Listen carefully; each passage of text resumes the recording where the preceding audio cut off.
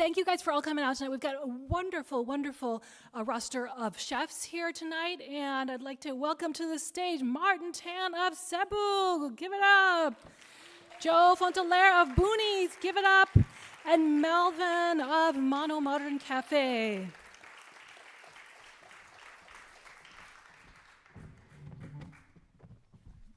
All right, here we are. So Filipino food, I know you're probably so sick of hearing it, it's having a moment.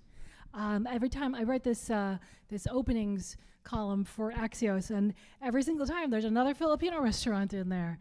And we keep hearing that, like Chicago is exploding with Filipino restaurants. Could each of you tell me what your path was to becoming a restaurateur chef? Let's start at the end. Could you say your name and sorry. your My name is restaurant? Martin from Cebu. So how I started was like. You might want to trade your mic. It sounds like yours is pretty echoey. Sorry. Thank you. Is it working? Yep. Hi. So how I started was it wasn't really planned on how much I started. In the beginning, when I was in college, I took up economics and worked as an intern in Hilton Hotel, worked in HR, went home from the Philippines, decided to start a travel agency, got a degree, became a rescue diver. Then the pandemic struck. A rescue driver or diver? Yeah, rescue diver. Wow. Yeah.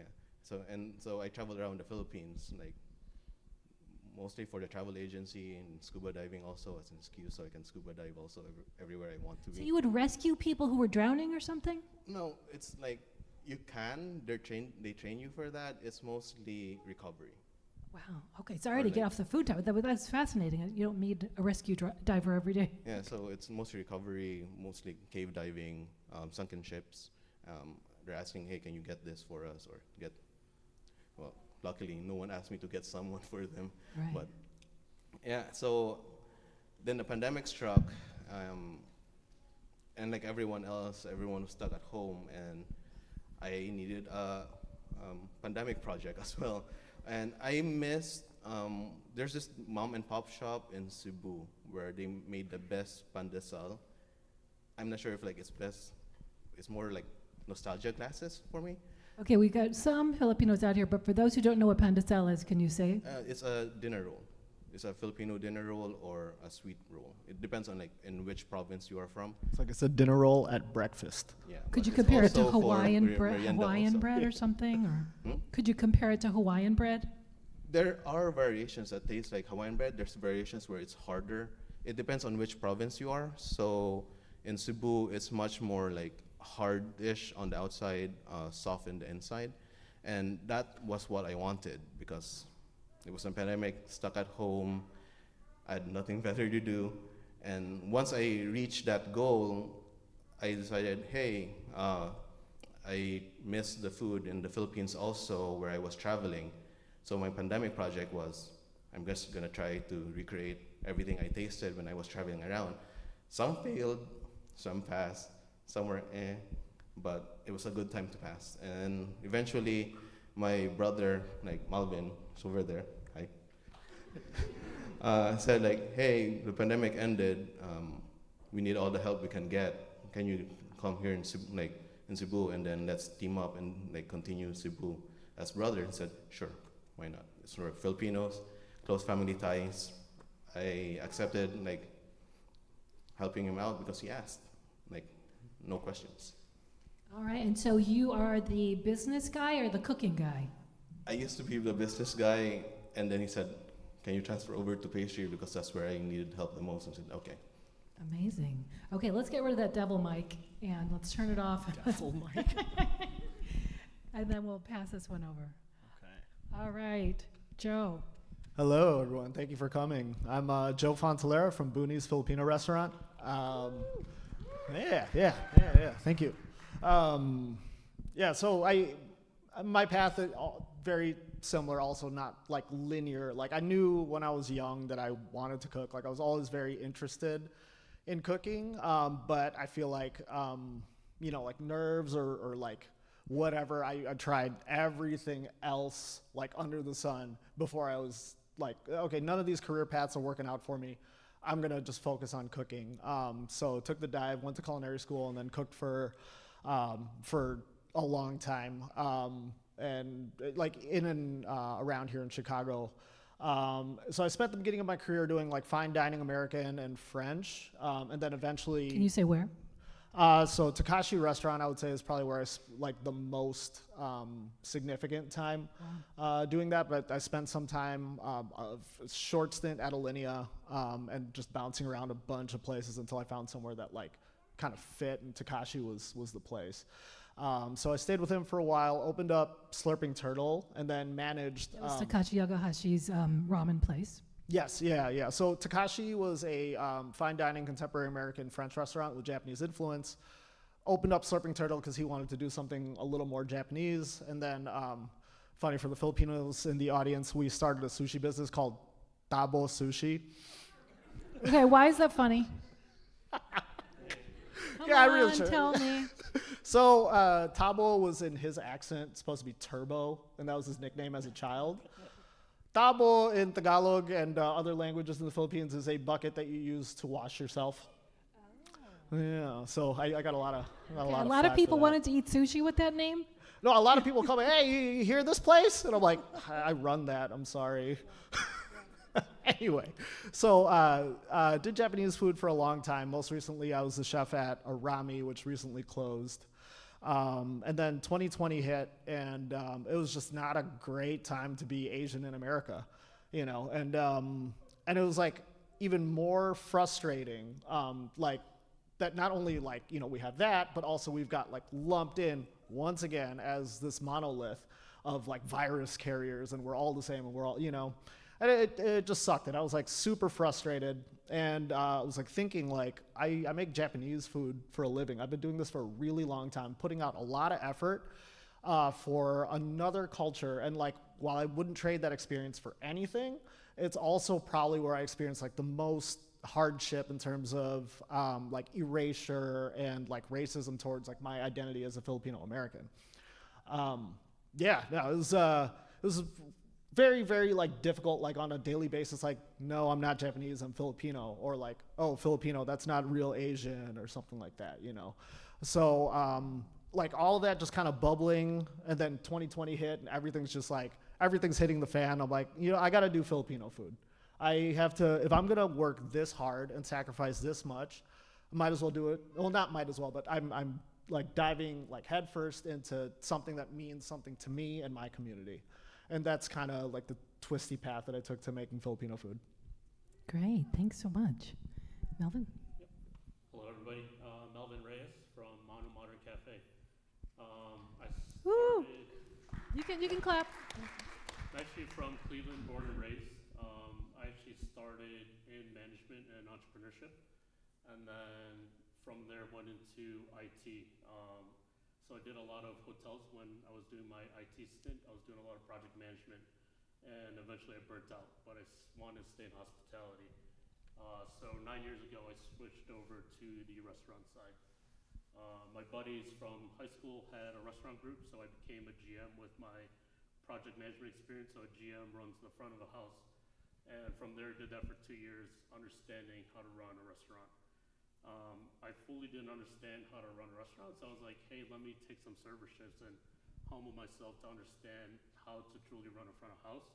And then I challenged myself and switched to the other side as a kitchen manager.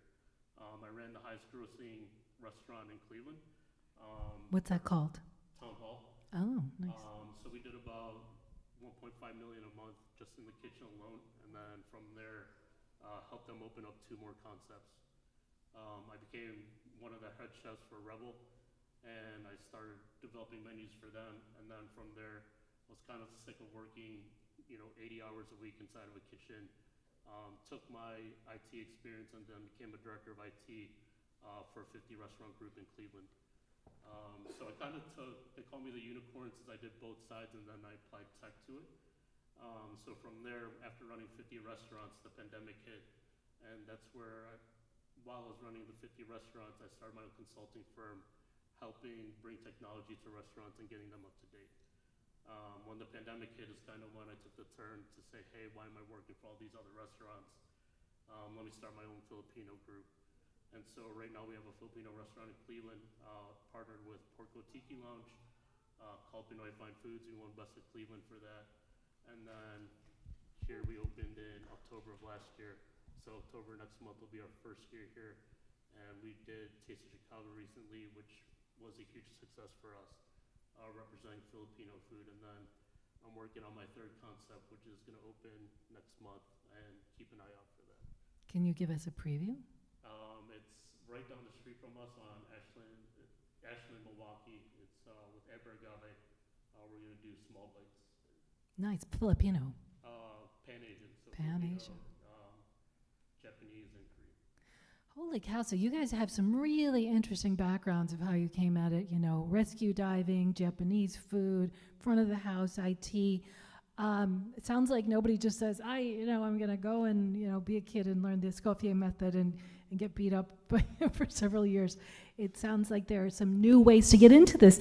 And so why is Filipino food having this moment right now? Let's hope it's not a moment. Let's hope it's permanent. And anybody who wants to jump in, why for so long was it, sort of this inexpensive food, but now it's really being, is it the Kasama effect? Is it something else?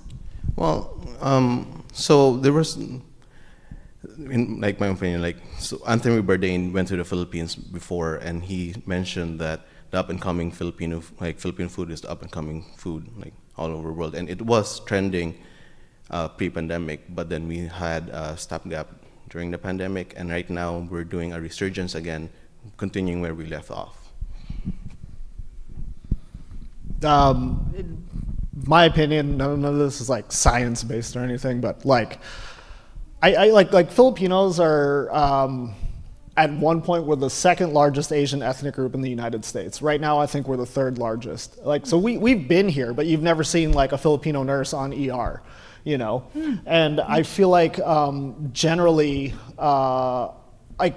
what I've seen is that from a business standpoint and also even a cultural standpoint, I feel with the turmoil that my elders, our elders had to deal with and coming into this country, we've become very risk averse, and for good reason, But now, and definitely to credit the trailblazers that came before us, Amy Bessa in New York and Nicole Ponseca, and then all the folks in California that's too many to list, and Kasama definitely. I feel our community is definitely looking at this and going oh wow, okay, we can do this. We don't need to hide in a shell, and we can all take the risks that all of us have been, that we've taught ourselves not to take. We're taking the opportunities that I think historically have either been denied to us or we've been denying ourselves of. And I think that's really great to just witness in real time. Yeah, and to Joe's point, I think, the Filipino culture has a lot of hiya, and so, sorry. Let's all, when we have all have it an inch away from our mouth. And to Joe's point, the Filipino culture has a lot of hiya, and I think that's... What's that? It's being humble and not being in the front light. And so for us, in our generation, I'm seeing, people that are becoming celebrity personalities like Nicole, and then obviously Kuya Lord, who just won James Beard California, leading the forefront. And then we have people behind the scenes raising the tide. And so for me, for example, I'm working with Filipino chefs across the nation. We just did an event in Las Vegas where I flew 6 of the top Filipino chefs for the Super Bowl to do a course meal, and we had 200 seats for that sold out in 15 minutes. And then similar to what we're doing for Filipino American History Month, I'm actually flying in 3 of the top Filipino chefs for the end of this month on October 27th. So we'll have Kuya Lord, Francis Ang from Abaca, who's also on the Michelin Guide, and then Nicole Ponseca from Jeepney, along with Chef Melvin, and then Jeremiah from Sky, pushing it. We're pushing the culture in Chicago when it's hot. And so for us, I think the biggest driver is we wanted Filipino food to be at the forefront, to be in front of people's minds, and to keep pushing other Filipino chefs to be able to build up their own restaurants and have that support. And I think that's the biggest thing now is, with people our age, we're able to bring the community together, and we're all for it. And it's that upswell that's coming, whether it's in New York, LA, Miami. Whenever we put these events on, we're all willing to help each other out. Could I add a thing to that? Please do. So he had said like when it's hot or like this upswell, and that's like, in my opinion, I feel like. Could you keep it closer to your mouth? Closer? Okay. I'm already really loud. I'm sorry. Like I was saying earlier, like Filipino people, like we've been here, and our food is trending, and I hate that, like it's just food, and this is our culture, and it's gonna be here. It was here before us, and it's gonna be here after us, like if we're using that language, I would say like sushi was hot in the United States in the 80s, right? But it's also hot now, and I think that like Filipino food has not had the opportunity, whether that's either like from external pressure or internal pressure, to like really develop and do like cool new like innovative things that that like other cuisines have been able to do like in this country, so like Filipino food while it's hot, while it's trending. Now I feel like that's like a verbiage that like as a whole, as the dining public, we need to just get rid of that, and like we are here, we're gonna keep on going, we're gonna keep developing. It's a super good point, because what I'm super interested in, and you mentioned it, is which culture's food people are willing to pay a premium for versus the cultures where like, no, the taco should always be cheap. For a long time, Chinese food was that, Mexican food was that for a long time. And as I look at it, it's those who come in service professions, they will serve their food to their countrymen, and keep it very inexpensive. And then there comes, but it was never the case with French food. Why? Did the French not come in as service workers? I guess not. But there comes a point, whether it takes a Rick Bayless or whoever to say, no, I'm going to elevate this cuisine, and people should pay for it. Do you think that was, kind of what was behind some of this? I mean, like I was saying earlier about like being risk averse, I feel like we're here to do this work. We don't want to be taking huge chances on a big right. fancy It's like, business. people aren't going to buy because they're unfamiliar with this food, so we're going to charge cheap for it. Or people don't want this dish, so we're going to charge cheap for it, or just not represent it at all. Like dinuguan. I feel like dinuguan is it's pork blood stew for those who are unfamiliar. That's like one of my favorite things to eat. It's just delicious, and I feel like you're hardly going to find that at a Filipino restaurant in Chicago. And I'm like, why not? So we put it on our menu, and like people love it. So why are we like shying away from our culture kind of thing? Sorry, I feel like I'm meandering. No. I love that you mentioned dinuguan, and for those who don't know, it's pork blood with sometimes organs are in there, and it's kind of purpley. I did a review of a place called the Fish Pond in the mid-'90s for the Chicago Tribune, and my editor, I won't name any names, but she said, you cannot mention that dish in the second paragraph because no one will finish reading this review. I said, well, that's from your point of view, Miss Editor. We have black pudding, and that's exactly. okay. Yeah, we can mention black pudding, or, and I thought, well, okay, if you're gonna dump my story, we'll move it down to the 5th paragraph. But I love that, and it's rich, it's lots of iron, and it's really representative of the culture. Okay, so then let's talk about authentic food. Some people say, my auntie doesn't make it that way, so you can't make your chicken adobo that way. Is there anything that's authentic, or is the world of food changing all the time, from house to house, from minute to minute? So in my opinion, and it's just me, I don't really like the word authentic because the Philippines is an archipelago of over like 3,000 islands. And us being comprised of like multiple islands, each island has their own culture, has their own like signature dishes, and each people have different way to prepare it.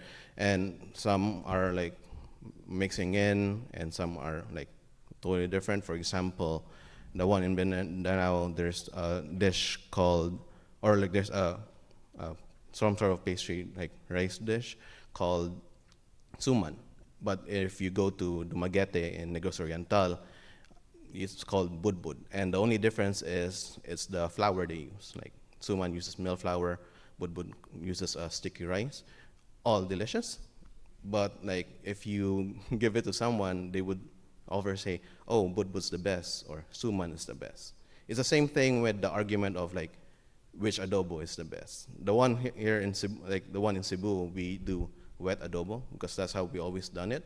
And when we serve it to restaurants, we get complaints also like, "This isn't adobo because adobo is supposed to be dry." So like, well, yeah, that's from your opinion, but if you say that our adobo is wrong, then you're ignoring our culture also as well.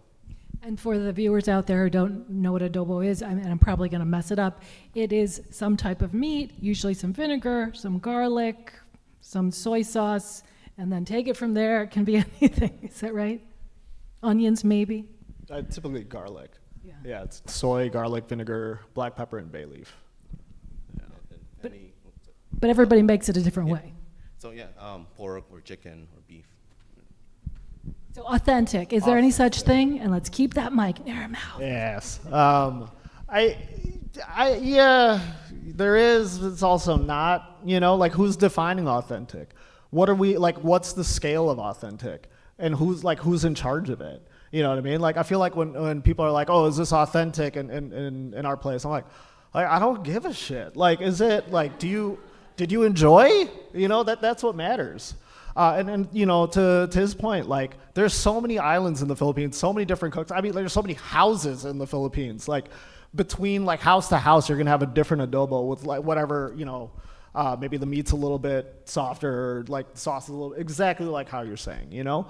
And it's like we didn't sign up to be in this like authenticity contest. You know, this was, I feel like, as like restaurant owners, chefs of color, like in this country, I feel like this authenticity thing was like placed upon us. So why are we subscribing to it? Is what I think. You know, and like when I think about what's going on in the Philippines, like I see the food trends there. People are doing things like kimchi sinigang. So sinigang is a sour soup. It's typically soured with some sort of fruit, and then you have like a seafood or meat or a combo of the two in the soup, right? And in the Philippines, it's super popular right now to do it with kimchi. And so are we Usually it gets its sourness from tamarind, but now they're using kimchi. yeah, tamarind, guava, any sour fruit, depending on where you are. Again, in the like 7,000 plus islands that we got, you know. But like there's like an explosion of Korean food happening in the Philippines right now, and kimchi sinigang is like the #1 thing I see on the internet that everybody is making, and it looks delicious. So is that inauthentic? Like Filipino people in the Philippines are using kimchi to make sinigang. You know, so I don't know. I feel like if you come from a certain culture and you make your own food and you're not contriving it for any other reason, then that's authentic. And that's all like we really need to ascribe to that word and like nothing more. Great. Yeah, and you know, to that point, I look at Filipino food as the original fusion because you're looking at influences from Chinese, Spanish, American, and you know, good examples, lumpia Shanghai, or you know, the different types of pancit that we have. So, And I should just say lumpia Shanghai is like a spring roll, and the pancit is like a sauteed noodle dish. yeah, and you can have pancit in so many different ways. And you know, the funny thing is when I was telling a Kuya Lord recently, and people were giving him crap about him not having authentic Filipino food, it's his region from Lucena that he's presenting, and it's stuff that you normally don't see on a Filipino menu. So you don't see a chami or stuff like that on other Filipino menus. It's truly authentic to his region. And that's the thing that other Filipinos downplay when we're putting out product that, you know, isn't really out there on the market. And so to his point, there's so many different islands, there's so many regions. What truly is authentic? And for us, as long as Joe said, as long as the food is good, what's wrong with it? Yeah, I mean, it is the original fusion food. I remember there's a journalism conference called Unity where the Asian American journalists and Hispanic journalists and African American journalists would get together. There were parties every night, and then I would see the Filipino journalists. I'm like, and you're going to which party tonight? Like, are you Hispanic or are you Asian? As an Asian Hispanic myself, I never knew which one to go to. But it's all sorts of cultures mixing in, including American culture, which left the Philippines with basketball, country music, and Spam. Spam. Good, bad, get rid of it, embrace it, what? You're asking like if Spam is any good or? Like, does it belong in Filipino cuisine? Yeah, it does. Like Spam, corned beef, sausages, like Vienna sausages is everywhere also. I think that's Filipino, and I eat it for breakfast all the time, especially when I was in like grade school. So. Any special Spams or just regular Spam? Tocino Spam. Yeah. And for the viewing audience at home, what is tocino Spam like? It's really hard to describe, but it kind of does taste like tocino. At the same time, Meaning it's sweet bacon or? it's like a sweet bacon. Yeah, it really is a sweet bacon. Yeah, I agree. So yay or nay? So yes on the Spam. Oh yeah, totally. I mean, we can't like ignore America's like influence on the culture and like, the military presence that like continues to leave stuff. You know, that's how like Spam and all that came to be in our culture. And yeah, I mean, you know, whatever about the first half, Spam is delicious. That can stay. We're good with that. Okay. Do you have a favorite special Spam? I do really enjoy the tocino Spam. I had it for the first time a couple years ago, and then I was like, okay, if I ever open up a place, it's on the menu. So we put it on the menu. Yeah. All right. Low sodium now. I'm getting older. Low sodium. Okay. Definitely Spam. For us, we have the OG silog. So, you know, it's the typical rice, egg, and then your meat. And so for us, we sell a ton of Spam, surprisingly.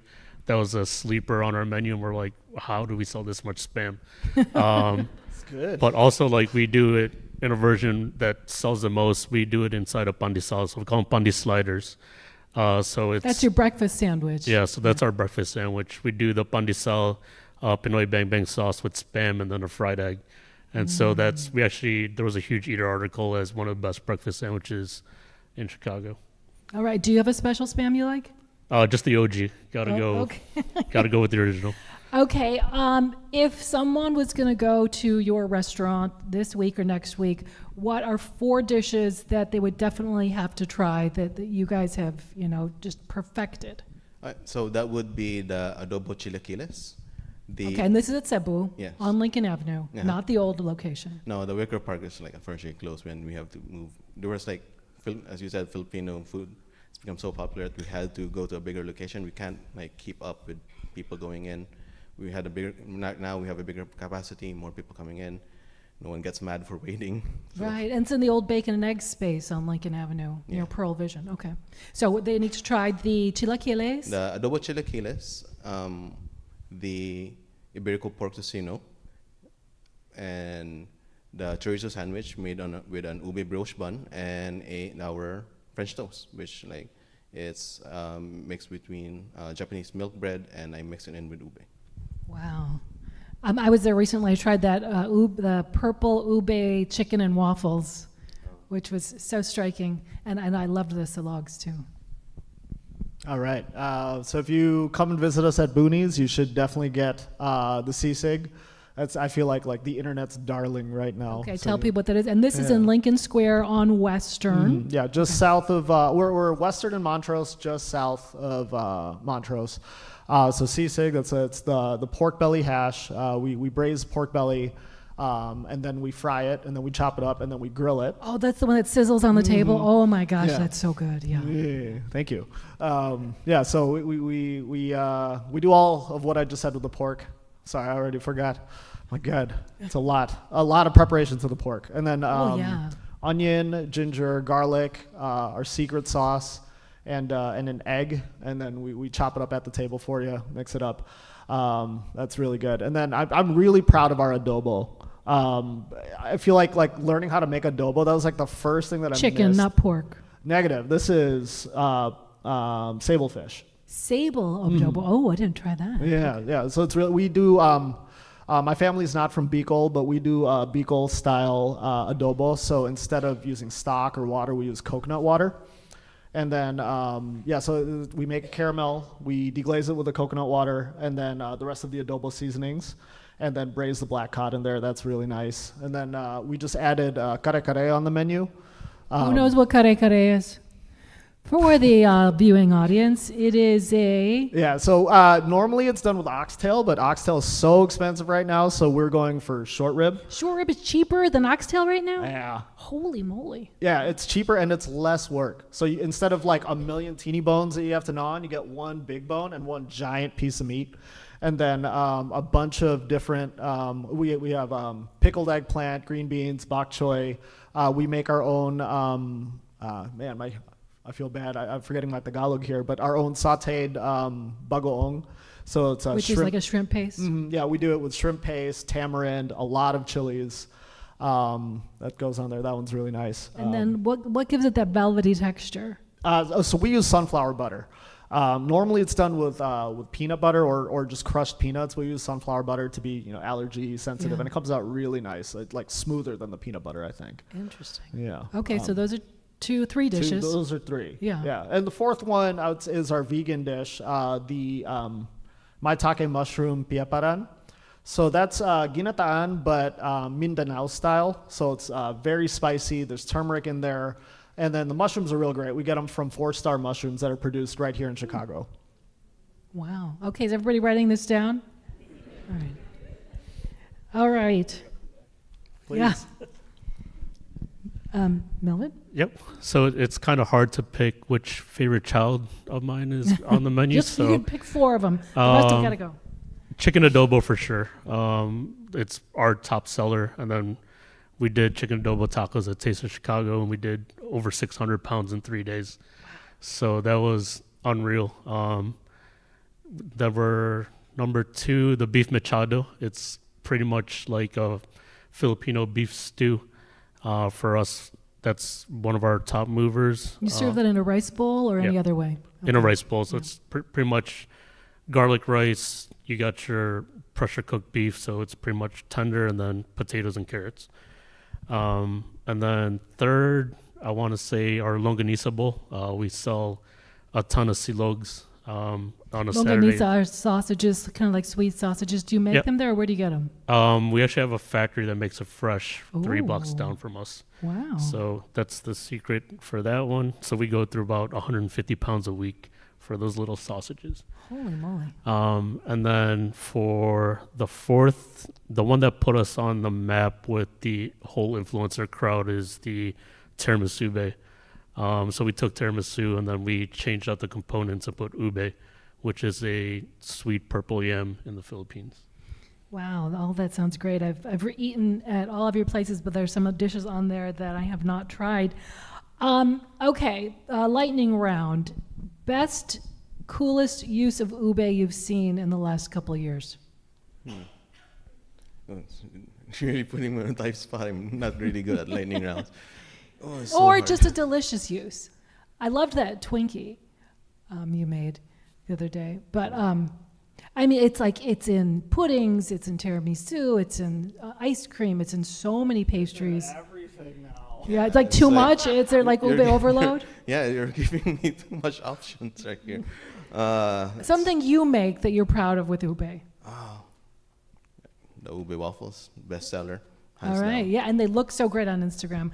I've gotten so many likes on my Instagram ever since I put that up there. That's all it's about. We don't actually use a lot of ube in the restaurant. However, my partner Joyce, she's behind our halo halo.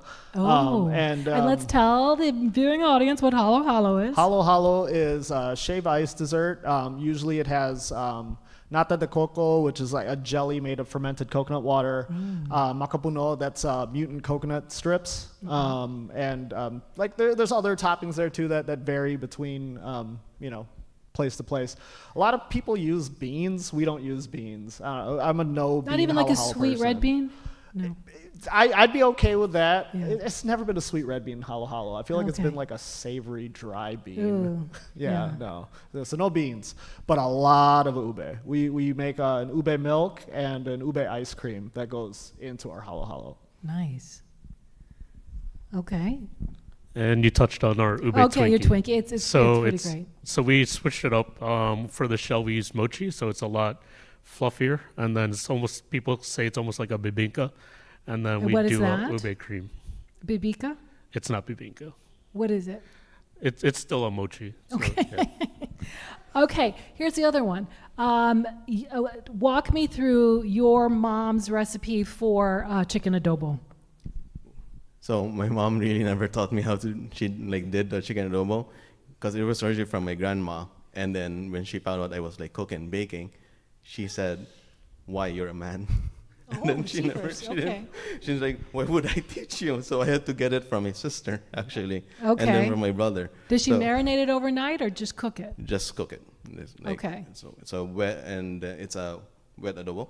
Okay, what kind of chicken do you use? Thighs, whole chicken? She uses whole chicken, and then she chops it all up, and then same water, bay leaves, peppercorn, soy sauce, vinegar. What kind of vinegar? What brand? Datu puti. Datu puti. Of course, It's yes. always gonna be datu puti. If you try something else, it tastes like different and off. Do you have a specific soy sauce you like to use? Silver Swan. Silver Swan. Okay, yeah. It seems like everybody's loyal to Data Puti and Silver Swan. Yeah. But let's see, maybe not. Okay, what kind of chicken are you using?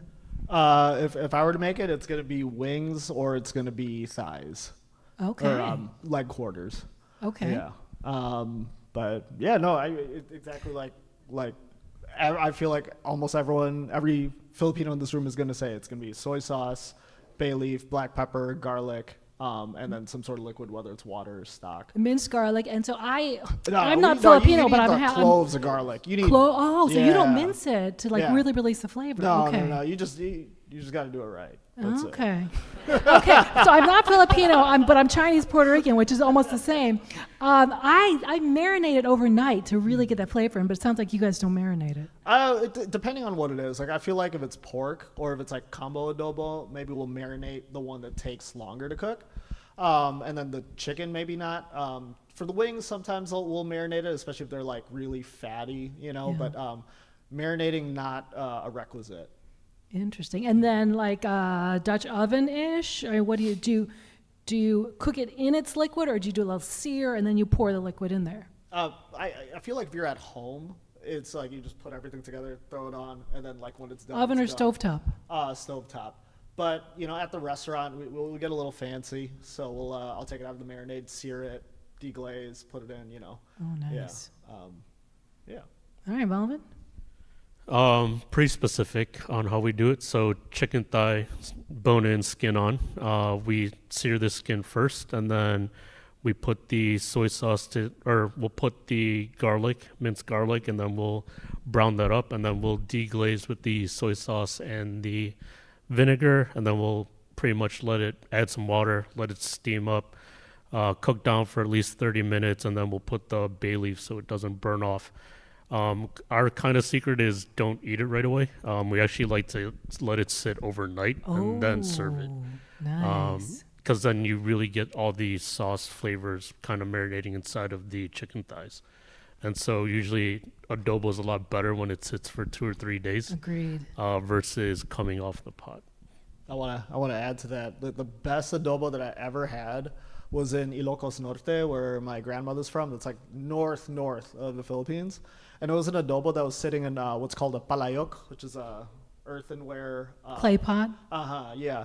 And I swear to God, that thing was out for like at least a day. Like in Not the jungle heat. refrigerated. Not refrigerated. And it was delicious. Ooh, really? And I'm have still to- alive. Yeah.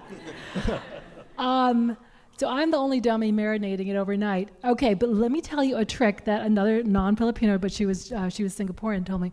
She said that gravy, it's so delicious. She said I could just drink it, but what she started to do was she got those Phoenix tofu cubes that they make here right in Chicago, and she cuts those up and then she puts them in there to pretend that she's also having a vegetarian meal, and they just soak up all of that juice.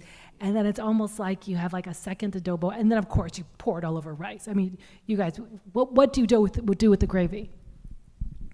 Or put it all, like I pour the gravy all over the rice also. Yeah. And then if there's no meat, I would just eat the rice. Oh, there you go. Yeah, same. And also another, if you ever I mean, you should refrigerate your adobo. Yeah.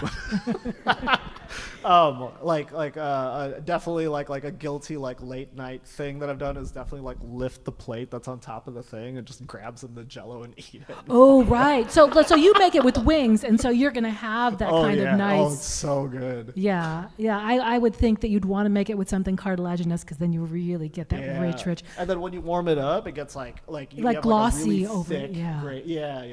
It's so good. Nothing better than like chicken fat over rice with that flavor. yeah. Oh, now you're making me hungry. Okay, I wish we could take audience questions, but I've got so many for you, and maybe you're gonna just shout them out.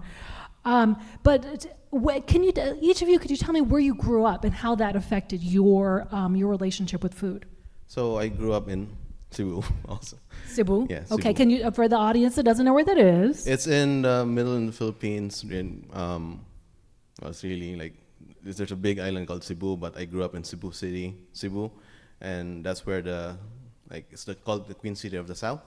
And with my relationship for food, it's mostly barbecue and lechon, and then obviously the adobo. And then there are a lot of places. So if you go to like Karkar, that's where they have the best like lechon ever. So lechon is roast pork, right? Yes, it's a roast pork. You usually like slow roast it for over 3 hours. The one in Karkar is like in an open flame, and then they skewer with a bamboo stick, and then they slowly roast it. And the difference between Cebu lechon and other lechon in the provinces in the Philippines is because of the various spices that we put in when we stuffed it. It's completely different from the other ones. I don't know like how other regions do their lechon, but ours is much more tangy in taste. And then my other relationship with food is when I was traveling around Cebu also. Each city or each like part of that province has their own food. For example, if you go to Argao, they have the torta. And then if you go What is the torta? It's some sort of like muffin based treat. It's like covered with sugar. It looks like a star, and that's how they call it, like as torta. And Wow. yeah. God, the word torta is used so differently in every culture. It's like everything's different. Yeah. For like if you go like in Cebu, like, they have good puchero, but then in other languages they call it bulalo also. Completely different, but how they present it or what they put is like really good. Yeah, it's like you said, other different languages. Like we love puto. We love puto so much. Which is. Yeah, and like I can't say that in some other rooms in Chicago. Oh right, yeah. Don't say it in Puerto Rican rooms. Yeah. Okay, but in Tagalog it is. It's in Tagalog. It's a steamed rice cake. Okay. Yeah. But yeah. Well, so I grew up here in Chicago. I grew up actually in the neighborhood that Boonies is in. So Lincoln Square-ish, Uh-huh. Wells Park-ish area. Yeah. Like the original house that my family came from the Philippines too is just on Western and Irving, like really really close to where. Okay. Where'd you go to high school? Oh well, so grew up in Chicago and then moved to Skokie. So I went to Okay. high school in Skokie. Okay. Yeah, I went to Niles West. Nice. But yeah, like growing up here as a Filipino American, as an Asian American, it's an interesting thing because like you have the food that you have at home, and I feel like the tendency, and this is true for me, is that you kind of like dismiss it or take it for granted. You know, I feel like I spent most of my like formative years and even like as a teenager and as an adult, like seeking out anything that wasn't Filipino food. You know, and then as soon as I moved out of my parents' house, I like missed it immensely and had did not realize like how impactful that background coloring, you know, was like to my life. You know, how much like I needed and craved it. You know, so like in terms of like my relationship with food, again, it was like seeking novelty, seeking like what was unfamiliar, and like not paying attention to like this this rich culture and like history that's like sitting right in front of me with elders who I'm like lucky enough to still have to be able to like ask, you know, and get insight from. And now like, you know, in this part of my career, just like taking all of that like novelty seeking and turning it inward and looking like towards my culture has been really great. Fantastic. Melvin? So growing up in Cleveland, there was maybe one or two Filipino restaurants, and they weren't good. So like I depended on my parents and my aunt's cooking, and for me, when I had the ability to travel later in life, I would always search for Filipino restaurants, whether it was in LA or New York. And I think that's one of the biggest drivers is how can we present Filipino food in a good way and make it accessible. And that's kind of where my upbringing was, where it was still barren. There's only 4 Filipino restaurants in Cleveland right now. So that's something that I do want to push. And then obviously keep pushing here in Chicago with other concepts as well. And how many of them do you own of those 4? We own one of them so far, but we're about to buy one of them. Oh, so. Nice. When you go to Seafood City years ago, Sarah Lynn Pablo, I don't know if she's here. She helped me go through Seafood City and learn and teach WBEZ listeners what they should try to buy and try to cook with for a beginner trip. What do you always get when you go to this the biggest Filipino grocery store, I would say, in the Chicago area? Like, what do you make sure you always get when you're there? I mean, aside from rice? Aside from rice, okay. But there's some ingredients that you can find there that are harder to find elsewhere, right? Yeah, so it's really hard, but I would look for malunggay. So Malunggay, and those are like moringa leaves. I grow that. Yeah, really. I get handfuls of it, and I take So it in the could winter. just like take it from you instead of going to Seafood Yeah, City. come to my house. It's very expensive at Seafood City. It's like the wonder herb or the wonder leaves. They sell them as moringa or malunggay, and it's supposed to be super good for you. Yeah. And you put it in tinola, this chicken soup, right? Yeah, but I would use it for something else because like if you go to Dipolog, they use the malunggay for their pandesal called malunggay bread, and So they use these leaves for a pastry. yeah, for a bun. Oh, for a bun. And is it a green bun? It's sort of green because they crush it up into powder and they mix it in with the bun. But there was a store in like Dipolog which they only open from 3 a.m. to 8 a.m. because they sold out. Wow. And then You have to get there at 3 a.m. and start buying them? that's 3 a.m. is when they start like selling it because they start super early. And, Wow. like, because it's for like breakfast. So So you could say, like, I'm having a pastry, but it's super good for me because it's got this, like, superfood in it. yeah, I wish. Yeah. But it's still pandesal, so no. Yeah. Okay, so you get the malunggay. And malunggay, let's see, malunggay, always milkfish. Milkfish, a very popular Filipino fish. It's kind of flat, and bangus is what it's called. Bangus. Yeah. Soy sauce, vinegar, and what was the final thing? Calamansi. Okay, someone said Thank you. calamansi. What's calamansi for the viewing It audience? is calamansi is like a lime, but it's like common in Southeast Asia. In the Philippines, we harvest it unripe, so it's green, so it has a more tangy flavor. Other parts of the country, they harvest it wrong, which is ripe.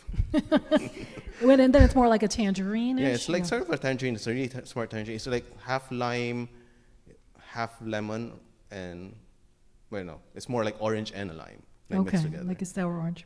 All right, speed round. We got 4 minutes left. Joe, Melvin, what do you get at Seafood City? I get chicharron bulaklak. Okay, which is what, like deep fried chicharron, deep fried pigskin in little bits? Negative. Oh. Bulaklak means flour. And on the packaging, you're going to see ruffle fat. And I was like Googling and it said, oh, it's supposed to be like fat in between like different organs and stuff. But I had a Vietnamese friend tell me that because she had actually learned how to butcher it from the pig, is the uterus. What? Okay, so this Yeah. is deep fried uterus that looks like a flower. It's so good. I thought it was chicharron. What do they call it chicharron if it's not if it's uterus, for God's sake? I mean, it's chicharron in the fact that it's like crispy and it's deep fried and horrible for your health, but it's so good. Oh man. Yeah, So you yeah, get that no. from Crispy City? Yeah, so you go over So to there's the a crispy. food court and there's one Yeah. called Crispy City of deep fried stuff. Yeah. So you could get it there. They sell out super early. You got to go like before like 2 p.m. I would say. Did you dip that in white vinegar with garlic? Oh Okay. yeah, it's so good. Yeah, and then they also sell it frozen, so you can. Oh you wow, can prepare it at frozen home. fried uterus. Yeah. Nice. Yeah, it's so Okay. good. It's so good. And it's hard to find elsewhere. It is. Yes. Yeah. All right, Melvin. For us at Seafood City, probably ube and pandan extract is one of the biggest things that we use. We have a coffee program as well. And So an extract. I thought I saw this extract at some of your restaurants. Yeah, so we make our own syrup too. So out of the extract, we make our own syrups. My partner does all our coffee programs. So, our ube and pandan lattes are one of the biggest drivers for us as well. And then calamansi. We're fighting for calamansi right now all over the city with all the Filipino restaurants opening up. And so it's There's a run on it with all you there's guys. a run on it. So we'll empty out shelves so that nobody else can get it. But Yeah. I think like the next big thing would be calamansi instead of ube now. yeah, so Oh, right. there's a huge push for calamansi. So, for us, I use it in a lot of, in the machado, and then we use calamansi ranch dressing. And then also in our drinks, we do like our Arnold Palmer, but we make iced tea and calamansi juice. Oh boy, that sounds so great. Well, I want to thank our audience here, our audience on Zoom, and I want to thank Martin Tan, Joe Fontalera, and Melvin Reyes for your time. Thanks so much for talking to me.